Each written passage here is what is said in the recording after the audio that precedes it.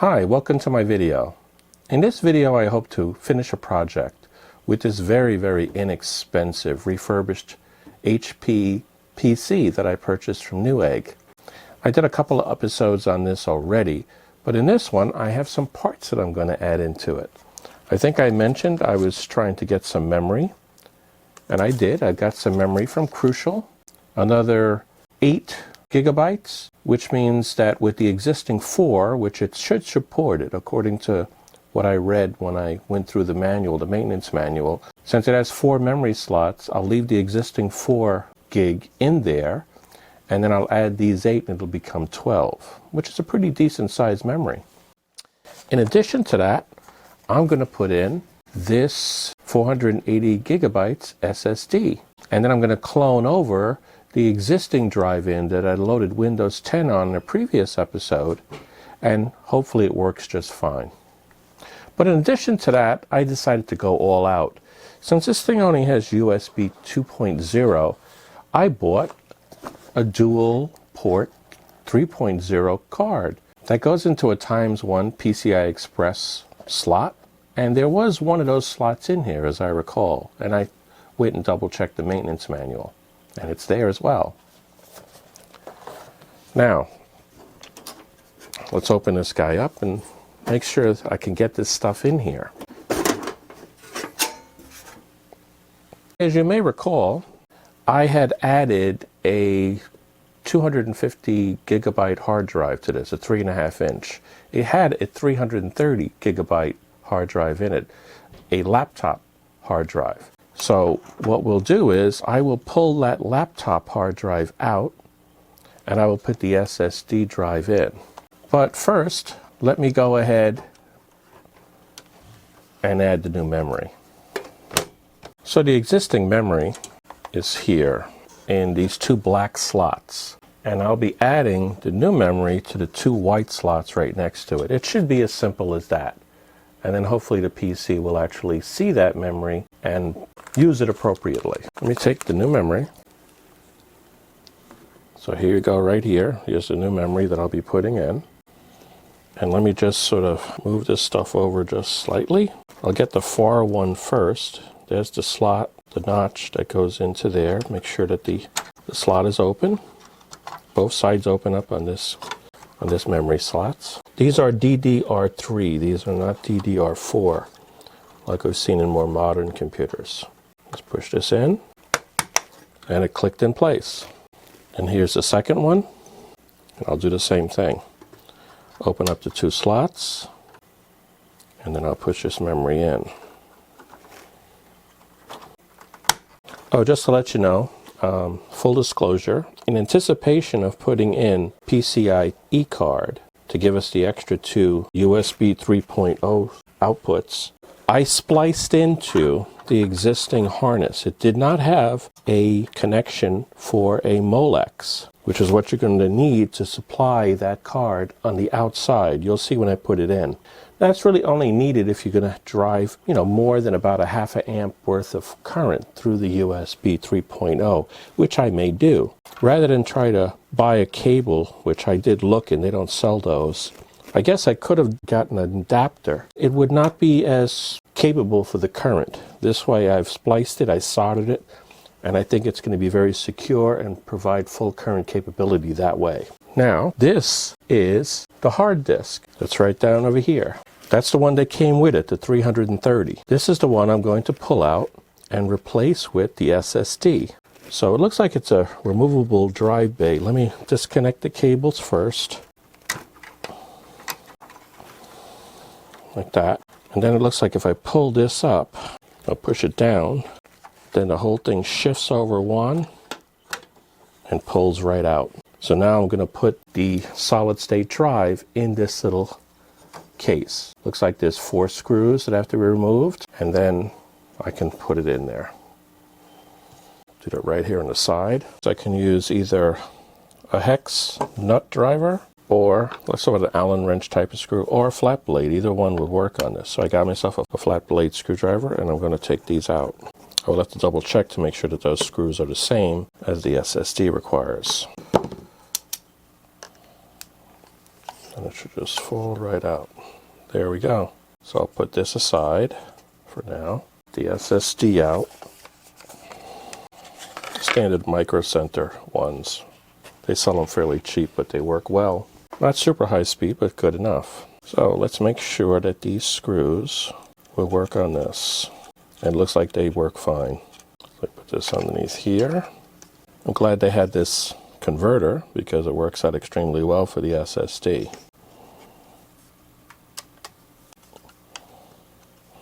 It's good enough. So now I should well just place this back in. Push down in place. Push that down and lock it in. It's not going anywhere. Now I can connect up the SATA power and the SATA data. SATA power and SATA data. Now that's all I'm going to do for now, and I'm going to power it on and make sure that it works. So let's see how that works out. I'll put the new USB card in once I'm sure that that works. Okay, I now have it all hooked up. Keyboard, mouse, monitor, even the network is hooked up to it right now. And I'm going to power it on. Hopefully it'll see everything that I've added. It's still going to be running off of the non-solid state hard drive at this point. But then I'm going to clone it over if this works okay. And after I get the 2-port, I'll clone it first, and then I'll put the 2-port 3.0 PCI adapter in. Anyway, let's go for broke. I'm going to try to go right into the BIOS if it can. Oh yeah, we did. Let's see what we got here. Device configuration. Hey, we have a SATA 0, 250 gigabyte, and we have a SATA 1 that says 512 gigabyte SSD. That's a good indicator. Do we see the memory? Let's see. Oh, system info. Here we go. 12288 megabyte. That's 12 gigabytes or 1333 megahertz. Okay, let's get out of this. Ignore changes and exit. What do we got here? That was a good sign if I went into the BIOS. I see a window. So hopefully that means Windows will be coming up soon.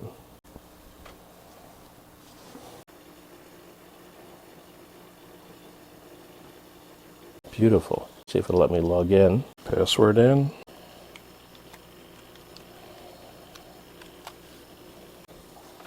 Looking good.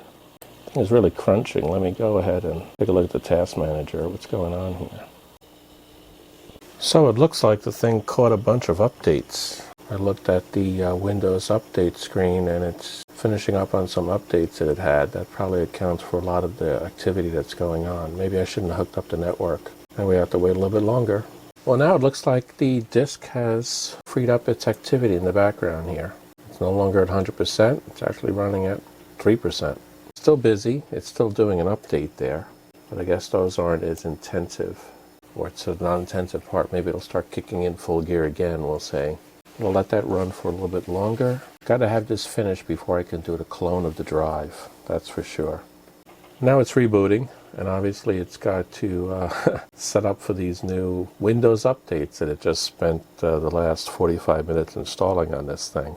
I'm not going to connect the network again. So once this has settled down, then I'll go ahead and do the clone of the drive. But for right now, we have to put up with this. Okay, all those Windows updates have finally completed, and I'm ready to do the clone disk. So what I'll do is I have my Acronis USB all ready to go here.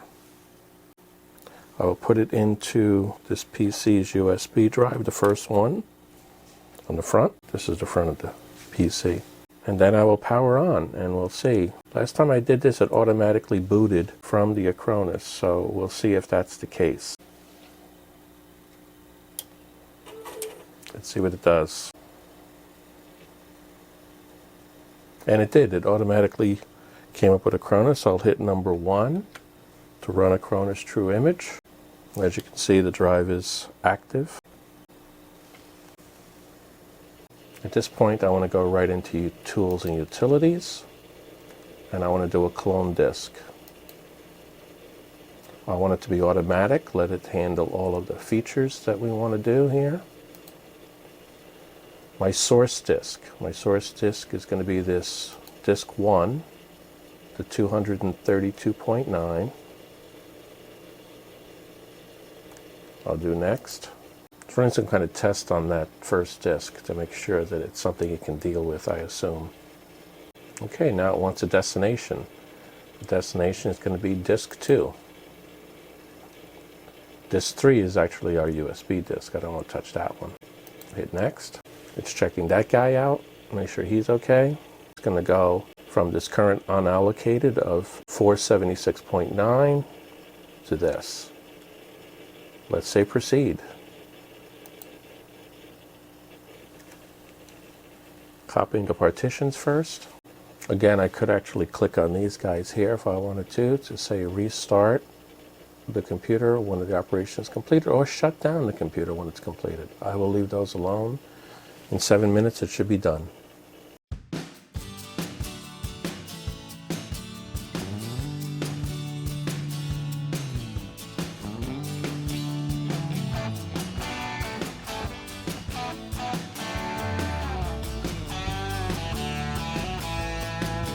Okay, it's almost done at this point. Down to just the last 15 seconds.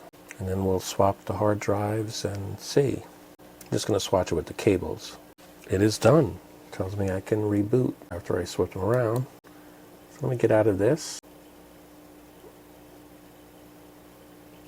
And then I will shut down. Okay, get that out. Now I have to come over to the drive itself. And really all I have to do is swap these two cables. So these are the two cable connectors for the two drives. The way these old HPs work, you have to have the primary drive in the dark blue connector. So what I'll do is I'll disconnect both of them from the motherboard, but I'm not going to reconnect the 3.5-inch hard disk. I'm just going to put the one that's connected to the SSD into the dark blue connector. There we go. So now we have the SSD connected in as the primary drive. I'll take this off just to be safe, and I'll disconnect the power from it as well. I'll pull the actual drive out later. Let me go ahead and put this down. Now when I boot it back up, if everything is as I have hoped, then it will be running from the SSD.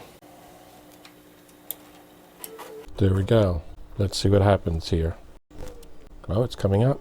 It's going right into Windows. See how fast it boots up here. Wow. That's a big difference. Less than 30 seconds, it was up and ready to go. Okay, let me log in here. Let me take a look at the PC and make sure that it sees everything okay. I'll right click on this. I will go into Manage. I will go into Disk Management. And there we go. We have just a 500 gig. Let me see what the disk performance looks like. Crystal disk mark 64. I'll do an all.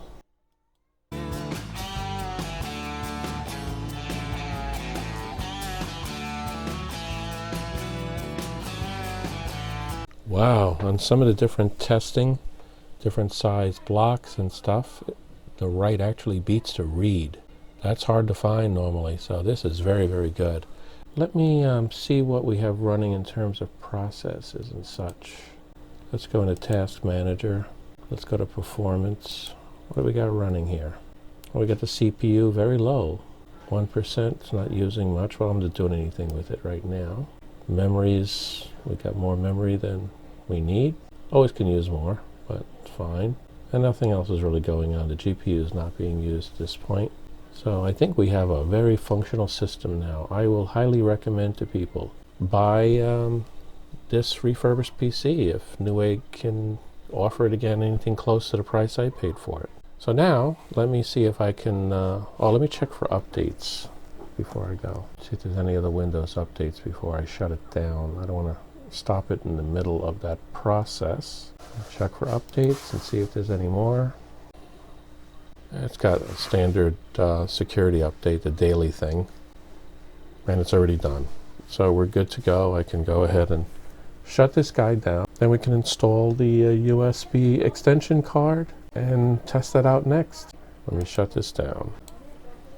Okay, let's go ahead and now get this extra USB 3.0 card in place. I have it right here. So I will take it out. I have already put on the low profile case connector. Took this one off and put this one on. So that's all done.